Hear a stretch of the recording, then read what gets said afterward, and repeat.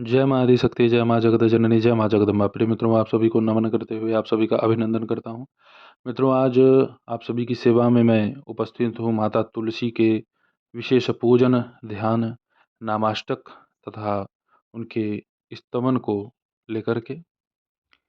माता तुलसी के पूजन की क्या विशेषता है, क्या लाभ है, इसकी क्या महत्ता है, यह सब मित्रों मैं आप सभी को आज बताने वाला हूँ।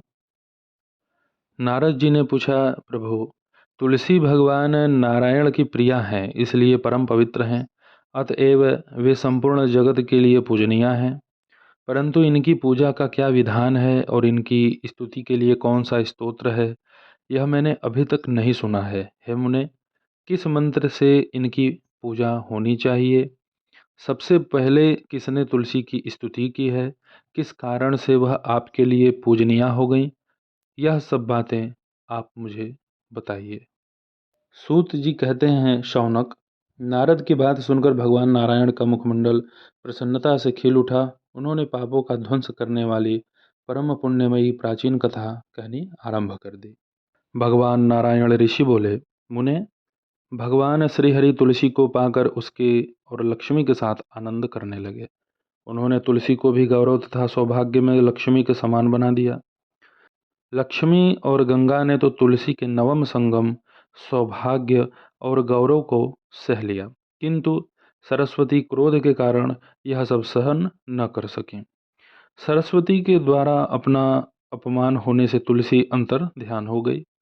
ज्ञान संपन्ना देवी तुलसी सिद्ध योगिनी एवं सर्वसिद्धेश्वरी थीं। अतः उन्होंने श्री हरि की आँखों से अपने को सर्वत्र ओझल कर लिया।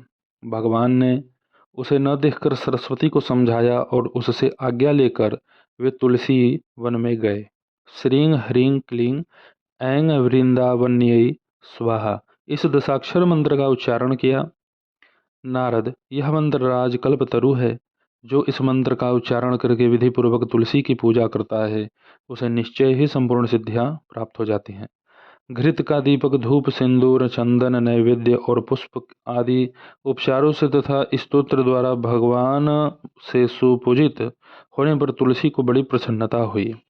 अतः वह वृक्ष से तुरंत बाहर निकल आए और परम प्रसन्न होकर भगवान श्री हरि के चरण कमलों की शरण में चले गए। तब भगवान ने उन्हें वर प्रदान किया, देवी, तुम सर्व पूज्या हो जाओ। मैं स्वयं तुम्हें अपने मस्तक तथा वक्ष स्थल पर धारण करूंगा। इतना ही नहीं, संपूर्ण देवता तुम्हें अपने मस्तक पर धारण करेंगे। यूं कहकर उन्हें साथ ले भगवान श्री हरि अपने स्थान पर लौट गए।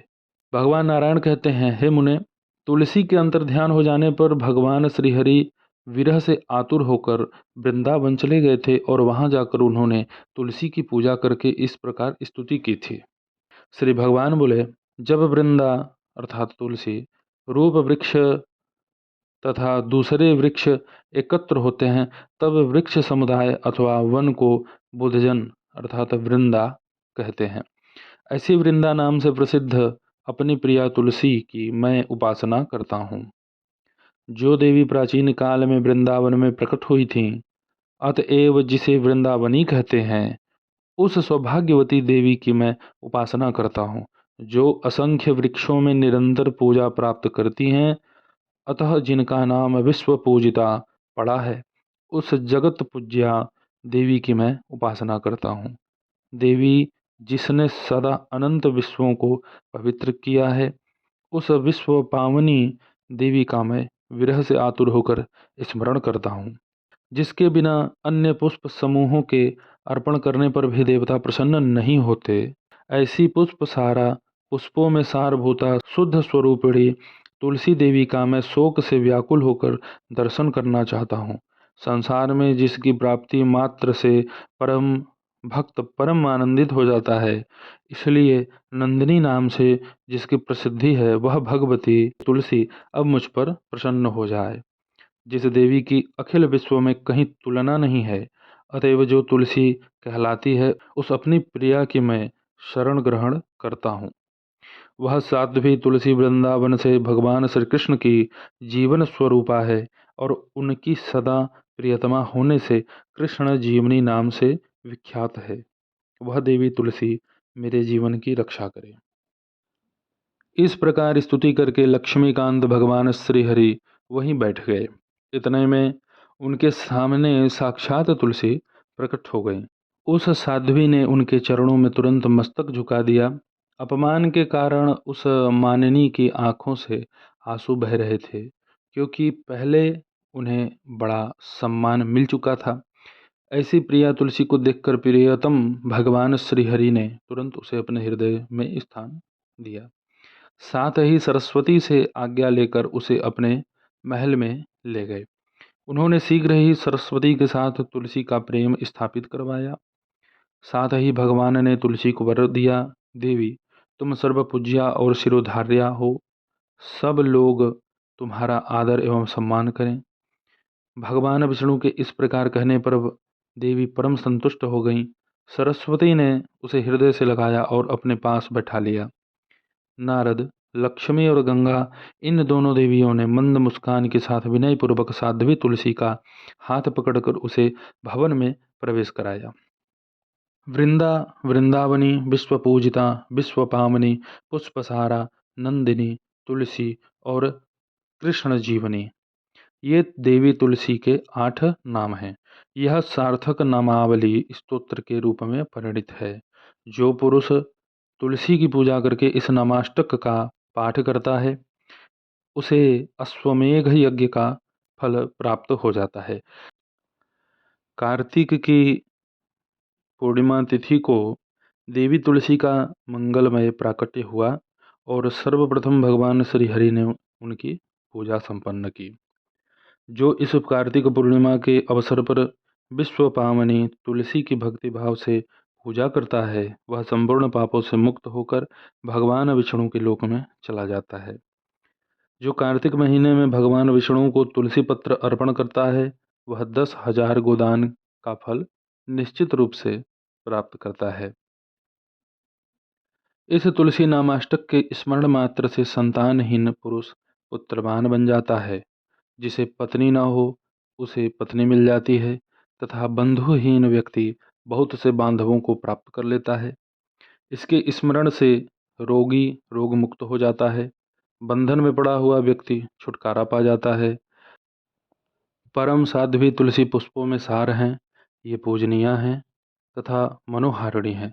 संपूर्ण पाप रूपी ईंधन को भस्म करने के लिए ये प्रज्वलित अग्नि के लपट के समान हैं।